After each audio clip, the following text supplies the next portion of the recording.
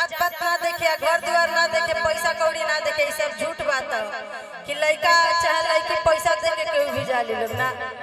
जब प्रेम होकेला नु सच्चा होकेला नु तो जात पात कभी ना देखे। आ प्रेम के दो अर्थी लोग बना देले बा। रियल अर्थ का है गीत के भाव से बा कि प्रेम चिन्हेला नया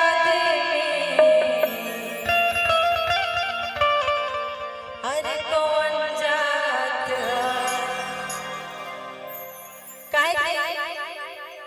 प्रेम नाच के मेरा